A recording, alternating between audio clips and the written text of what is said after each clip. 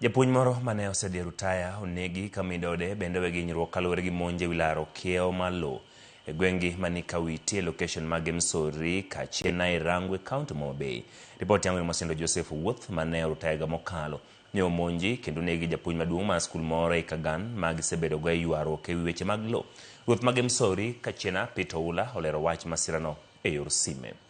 Jumapil ka japuonj osewuok, japuonj owuoth mosenindo ka osewuok odhi e kanisa gi familia ne, to japuonj magilaro go boundary ni obiro opuro puodho mane kata bando ne pod nitie ne pok ogol.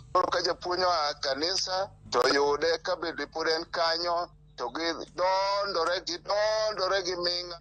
Adhi nyaka kama ne ogoyo japuonj, ayudo arunge ariyo, achiel otur. Beti beni wacho ni ne kanyo, to kane okawo japuonj Joseph Wuoth moter Kisii referral kwa muda matin to doctors owacho ni ng'ano ngimane osedhi. Jaode pod ni hali ma ok ber ahinya Kisii kuno.